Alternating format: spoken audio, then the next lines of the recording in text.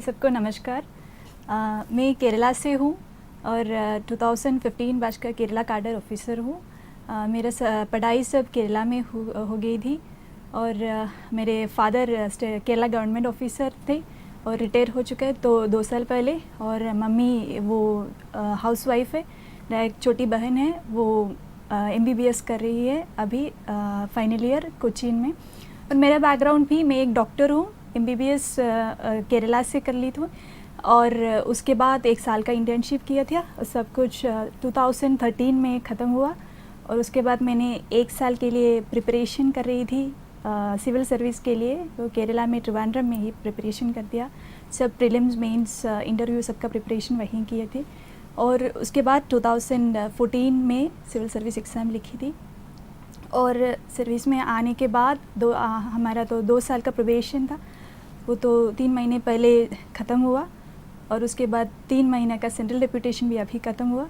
और अभी मैं वापस जा रही हूँ मेरी काडर केरला में सब कलेक्टर त्रिशूर नामक डिस्ट्रिक्ट है, वहाँ पे सब डिविजनल मजिस्ट्रेट बन के अगला हफ्ता ज्वाइन कर रही हूँ। यही है मेरी स्टोरी अभी तक।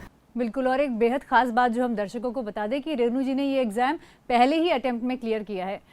मिश्रा सर, एक एक्सपर्ट होने के नाते आप किस तरह देखते हैं रेनू जी की जर्नी को? वो मेडिकल की पढ़ाई कर रही थी और पहले ही अटेम्प्ट में उन्होंने सिविल सर्विस के एग्ज़ाम्स को क्लियर किया। देखिए, सिर्फ क्लियर ही नहीं किया बल्कि पहले अटेम्प्ट में ही इन्होंने ऑल इंडिया में सेकंड टॉपर बनी है, सेकंड रैंक लाई है। तो ये बड़ा सराहनीय है। बहुत बहुत बधाई आपको रेनू, जो आपने इतना अच्छा काम किया। देखिए, इसमें जो सबसे इम्पॉर्टेंट चीज़ दिखता है वो है एक अवेयरनेस, यदि कॉन्शियसनेस किसी कैंडिडेट के पास पहले से हो। क्योंकि पहले अटेम्प्ट में क्वालिफाई करना, इसका मतलब है कि इनके दिमाग में, इनके बैकग्राउंड में वो चीज़ चल रहा था कि मुझे एग्ज़ाम देना है। और जब इन्होंने अपनी मेडिकल की पढ़ाई की, उसी दौरान कुछ न कुछ इन्होंने अपने इसी सिलसिले में अपना काम करना शुरू कर दिया था। और इंटरेस्टिंग चीज़ देखिए कि इन्होंने 1 साल का गैप लिया 2013 में। इनके मेडिकल करने के बाद जो भी गैप था, 14 की पूरी तैयारी की होगी इन्होंने 1 साल, और उसी के साथ एक जो चाहिए एग्जामिनेशन को उसके हिसाब से ऑर्गेनाइज़ किया, बिखरी नहीं। बहुत सारे स्टूडेंट्स के साथ क्या होता है कि बहुत लंबी चौड़ी प्लानिंग में लग जाते हैं कि मुझे पढ़ना है, बहुत जम के तैयारी करना है, तब मैं IAS बन पाऊँगा या बन पाऊँगी। तो वो इन्होंने नहीं किया। इनके साथ एक क्लियरिटी थी और वही इनके रिजल्ट में दिखाई देता है। बिल्कुल। रेनू, आप अपनी तैयारियों के बारे में हमें बताइए कि कैसे आपने पढ़ाई के दौरान ही क्या तैयारियां करनी शुरू कर दी थी, किस तरह से आप क्या लक्ष्य लेके आगे बढ़ी? मेरी मेडिकल जो पढ़ाई हुई थी उसके समय में बहुत कुछ बिजी थी, लेकिन बहुत सारा पढ़ना है मेडिकल एग्ज़ाम के लिए, इसलिए बहुत सारे प्रिपरेशन नहीं की थी। लेकिन वो इंटर्नशिप था, उस समय पे मैंने बहुत सारा न्यूज़पेपर और मैगज़ीन पढ़ने शुरू किया और नोट्स ले लिया उनसे। और पहले वाला ईयर्स में जो क्वेश्चंस थे, बहुत सारे वेबसाइट से क्वेश्चन पेपर निकाला और उसके आंसर लिखने लगा।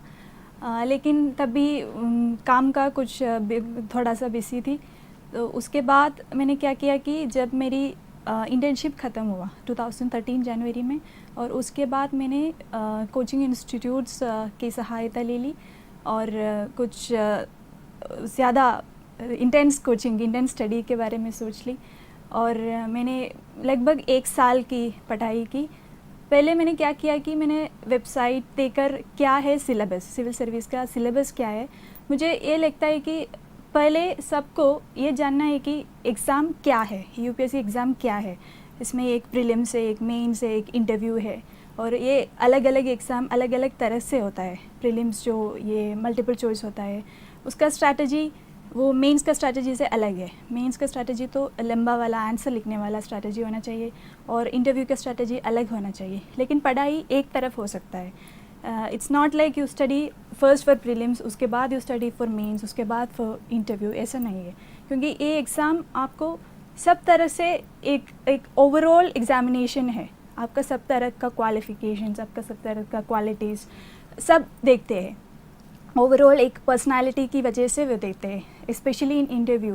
It's more than a interview, like a question and answer. ये सिर्फ ये नहीं है, लेकिन वो आपका पूरा पर्सनालिटी का ओवरव्यू देखता है। इसलिए जब हम पढ़ाई शुरू करते हैं सो पहले से इंटरव्यू तक का एक स्ट्रैटेजी होना चाहिए, एक तरह का। ये प्रीलिम्स के बारे में आपके पास सोचने का टाइम नहीं है, लेकिन आप जब रिज़ल्ट आएगा उसके जब 15 दिन बाद और 2 हफ्ते के बाद आपको मेंस के एग्ज़ाम आते हैं। इसलिए जब शुरू से आपको लगभग अंत तक एक साल होता है प्रीलिम से इंटरव्यू तक, उसका परसिवियरेंस होना चाहिए, ये अंत तक वो फोकस करने जाने का, और पढ़ाई भी ऐसा ही अंत तक का एक स्ट्रैटेजी होना चाहिए। मैंने क्या किया कि सिलेबस मैंने पूरा पढ़ लिया, और क्या क्या आते हैं, सब लोग कहते हैं कि यूपीएससी में बिलो द सन व्हाटएवर होता है सब कुछ जानना है, लेकिन हमको जानते हैं कि ये आपसे नहीं होता, मेरे से नहीं हो पाती, it's very difficult. So we need to be focused for that, syllabus helps अस।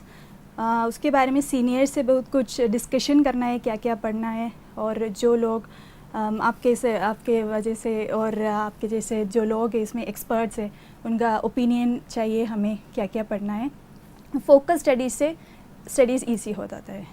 हाँ, यानी कि सिलेबस जानने से लेके और हर चीज़ के कंबाइंड नॉलेज होना बहुत ज़रूरी है। सर आप क्या कहेंगे, आप क्या राय? देखिए, यही मैं हमेशा बताता हूँ कि कोई भी किसी भी गेम का कोई रूल होता है, बेसिक का उसके फॉर्मूला होता है, उसको आपको पहले पकड़ना होता है। नॉर्मली स्टूडेंट से गलती क्या होती है कि बिना उसको समझे हुए कूद पड़ते हैं कि सिविल सर्विस एग्जामिनेशन पढ़ना है और बहुत पढ़ना है, मुश्किल का एग्जामिनेशन है, डिफ़िकल्ट है, और ये डिस्परेशन, ये डर जो है उनको एबनॉर्मल बना देता है। जैसा रेनू ने कहा कि एक यूपीएससी ने एक सिलेबस दिया हुआ है, उस सिलेबस को पहले आप ध्यान से देखिए कि प्री मेंस इंटरव्यू, उसमें गाइडलाइंस भी दिए हुए हैं कि प्रीलिम्स में क्या अप्रोच होगा टेस्ट लेने का, मेंस में क्या होगा, इंटरव्यू में क्या होगा, वो सारी चीज़ें उसमें गाइडलाइन भी दी हुई। अनफॉर्चुनेटली मैक्सिमम स्टूडेंट्स को पढ़ते तक नहीं है, वो एक डिसाइडिंग फैक्टर होता है। फिर पिछले साल के क्वेश्चंस हैं, लोग जानकार हैं, एक्सपर्ट्स हैं, उनसे जानकारी लेनी चाहिए कि करना क्या है। और ये रेनू के जो अप्रोच में आपने देखा होगा कि वो चीज़ें बिल्कुल क्लियर हैं कि इन्होंने सीधे जंप नहीं ले लिया कि मुझे एग्जामिनेशन को तैयार करना है तो क्या क्या किताबें पढ़नी। नॉर्मली स्टूडेंट को ये लगता है कि क्या पढ़ना है आईएएस बनने के लिए, इसका डर बना होता है। कैसे पढ़ना है, रिक्वायरमेंट क्या है, पहले वो देखना ज़रूरी है। तो उससे क्या होता है कि बिखरने के चांसेस नहीं होते। अभी इन्होंने एक बात कही कि लोगों का विश्वास होता है कि अंडर द सन जो कुछ भी है उस सब की नॉलेज आपको होनी चाहिए। ठीक है, एक्सटेंसिव है सिलेबस, वाइड है, लेकिन सिलेबस जो क्वेश्चन पूछे जाते हैं वो सिलेबस में जो पॉइंटर्स दिए हुए हैं, गाइडलाइन दिए हुए हैं, उसके आसपास या उससे रिलेटेड ही कुछ निकल कर आता है। तो पहले वो क्लियर करना बहुत ज़रूरी है किसी कैंडिडेट को अच्छा करने के लिए। कितने घंटे की स्टडी, क्या स्ट्रेटजी बना के आप चलें, क्योंकि आपने पहले ही अटेम्प्ट में एग्ज़ाम को क्लियर किया और सेकंड रैंक आपने ऑल इंडिया हासिल करी, तो आप क्या टिप्स देना चाहेंगे? I was very sure that I don't want to put pressure on my self, क्योंकि मैं एक रात में पढ़ने वाली व्यक्ति हूँ। अगर मैं स्कूल में थी और कॉलेज में थी, रात जैसे ये 6 बजे से 10 बजे तक, ऐसे ये मेरे पढ़ाई का समय। ये अगर मैं ये स्टार्ट करती कि मॉर्निंग 5 बजे उठकर पढ़ना शुरू की, ये मेरे लिए अच्छा नहीं लगता। तो मेरा तो एक स्ट्रैटेजी है जो मैंने बन लिया, वो मेरे बचपन से मैंने स्टिक ऑन किया उन स्ट्रैटेजी से। ठीक है, so I divided whatever to be studied, like may be books है, मैगजीन्स है, न्यूज़पेपर है, सबको एक समय दे दिया। क्योंकि ये दोपहर में 2 बजे के बाद कुछ टाइम है, उस पर मैंने न्यूज़पेपर पढ़ लिया और मैगज़ीन पढ़ लिया। जो क्लासेस में अटेंड किया मैंने, ये पहले वाला 10 बजे से ये 2 बजे तक उस समय पे कर लिया। और रात पे जो बुक्स है और वो क्वेश्चन पेपर्स है, ये सब रात से 8 बजे के आसपास, वो 10 बजे 11 बजे तक पढ़ लिया। और मैंने ये एक पॉइंट बन लिया कि पढ़ाई के साथ साथ सभी तरह से हेल्थी हो जाना है, इसलिए मैंने खेल भी और मूवी देखने भी सब कुछ कर लिया। मैं भी वंस इन अ वीक और वंस इन अ मंथ, और ये फंक्शंस भी अटेंड कर लिया, और पेरेंट्स के साथ बाहर गया और वापस आ गया।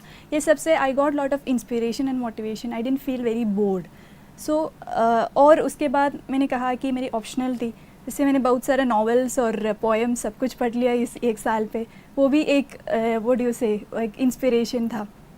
और टुवर्ड्स द एंड मैंने ये की कि मेरा फोकस तो मॉडल एग्जामिनेशन लिखने में थे। अगर ये प्रीलिम से या मेन से और इंटरव्यू दे, सब में प्रैक्टिस करना बहुत इंपॉर्टेंट है। How much knowledge you may have, but what you write is what the evaluators सी।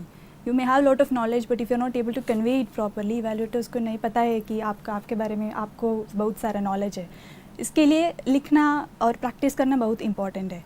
सो बहुत सारा मॉडल एग्ज़ाम्स ले लिया मैंने, उससे बहुत फ़ायदा हुआ। और इंटरव्यू में भी model interviews, mock interviews attend किया, उससे बहुत कॉन्फिडेंस बन जाता है। सो ये था मेरा स्ट्रैटेजी कि बहुत सारा प्रेशर मुझ पे मैंने नहीं लगा कि वो तो 11 घंटा पढ़ना है, 12 घंटा पढ़ना है, तो मुझे नहीं हो सकता। इसलिए क्या मुझे बचपन से क्या मेरे स्ट्रैटेजी था उस पर स्टिक ऑन कर दिया और थोड़ा सा एक्स्ट्रा एनर्जी ले लिया। हाँ, यानी बहुत ज़्यादा प्रेशर नहीं लेना चाहिए और अपनी जो पढ़ने का फॉर्मेट जी, है लेकिन उसी को ही हम आगे फोकस्ड होना चाहिए, परसिवियरेंस होना चाहिए।